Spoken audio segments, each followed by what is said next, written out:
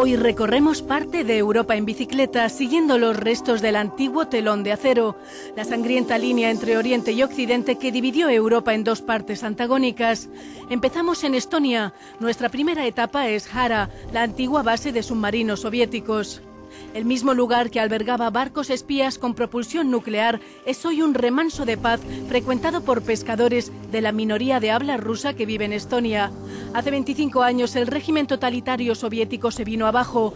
El mundo entero celebró la caída del telón de acero, pero conflictos militares como el de Ucrania nos hacen pensar si no hay un regreso a la Guerra Fría. No creo que se pueda hablar de la vuelta a la Guerra Fría. Porque Rusia no es el imperio soviético, ya no existe. A pesar de que hay un partido comunista en Rusia, ya no está en el poder. Hoy en día hay otro partido en el poder.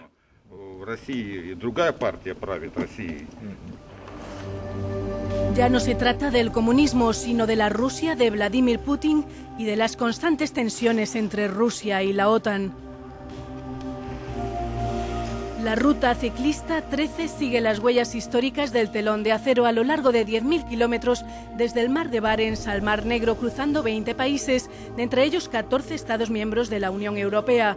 Una forma ecológica de conocer la historia del viejo continente.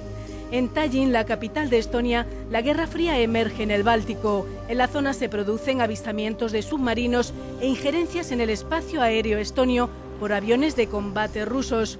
En lo que va de año, la OTAN ha interceptado en la zona más de 100 aviones militares rusos. Muchos temen aquí que el Kremlin desestabilice la región, provocando incidentes en la frontera. En el club de yates de Tallinn encontramos a Caleb Vapper, campeón mundial de vela. Recuerda que en los años 60 el telón de acero cruzaba la bahía. Había grandes boyas en el agua, con un diámetro de 4 o 5 metros. Estaban atadas con fuertes cadenas de metal bajo el agua. Era una especie de cortina contra submarinos. Recuerdo que era muy peligroso. Cuando tenía 10 o 11 años, empecé a navegar con el equipo Optimist Class y participé en una competición. La salida estaba en el río y yo fui el primero en llegar a mar abierto. Entonces me detuvieron los guardias fronterizos, que estaban siempre en la desembocadura del río. Uno de los guardias, ametralladora en mano, me amenazó diciendo: «Si sigues hacia el mar, te disparo». Las misiones secretas y los mensajes cifrados eran historias de la Guerra Fría, pero las historias continúan. En el aeropuerto de Tallinn nos encontramos con el antiguo jefe de los servicios secretos de la República Báltica, que nos cuenta de un caso reciente. Hace apenas unas semanas, agentes rusos cruzaron la frontera y secuestraron a un oficial de policía estonio. Rusia está restableciendo claramente su posición de potencia imperial. Es una situación incómoda. Rusia se cree que la Guerra Fría sigue vigente aún, mientras que Occidente pretende que esta ha terminado. El resultado es una situación en la que Occidente no sabe cómo manejar a una Rusia agresiva e impredecible. El fantasma de la Guerra Fría aparece también con los recuerdos de algunas familias. En 1944 el padre de Erich Krosch fue arrestado por los nazis alemanes y 2 años más tarde por la fuerza de ocupación soviética. Antes de ser deportado a Siberia fue encarcelado en la antigua prisión de Tallinn. Muchos disidentes e intelectuales acabaron en estas celdas siniestras. Erich Krosch recuerda un día de noviembre de 1989 en que la libertad regresó a Europa. Acababa de comprar un billete de autobús para Berlín. Fue una coincidencia. Llegué a Berlín con la caída del muro. Yo participé en el derribo y vi a los guardias de la frontera del lado oeste de Alemania repartiendo botellas de champán por los agujeros del muro. Vamos ahora a Lituania. Pedaleando en el bosque, la exministra de Defensa lituana nos cuenta su historia. Stalin deportó a su familia a Siberia y su abuelo murió allí. Rasa Juknevičienė fue una de las firmantes de la Declaración de la Independencia de Lituania en 1990. Visitamos con ella una antigua base de misiles nucleares soviéticos que, con el apoyo de la Unión Europea, ha sido transformada en un impresionante museo de la Guerra Fría. Juknevičienė acusa a Putin de tratar de reconstruir una nueva Unión Soviética que amenaza la seguridad de la Unión Europea y de la OTAN. Desde 2008 aproximadamente estamos viendo que Rusia ha empezado a reconstruir, reestructurar y modernizar sus fuerzas armadas en torno a los estados bálticos.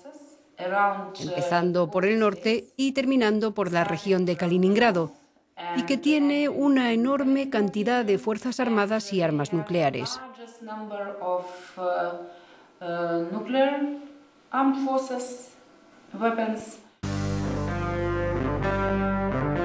Esta ruta ciclista que recorre el telón de acero forma parte de la red Eurovelo y dentro de unos años recorrerá 10.000 kilómetros. La ruta se ha completado en Estonia y Lituania, pero aún no está totalmente lista en Letonia y Polonia.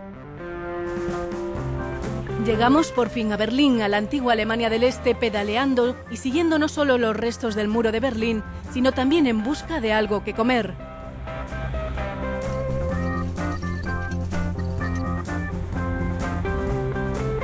Una salchicha al curry, el tentempié favorito de Michael Kramer, eurodiputado del Grupo de los Verdes, uno de los impulsores de la ruta ciclista del telón de acero. Aquí está la ruta completa del muro de Berlín, que sigue el antiguo trazado del muro, de 160 kilómetros de largo. Allí arriba se puede ver la altura exacta que alcanzaba el muro de Berlín, 3,6 metros sobre el nivel del suelo.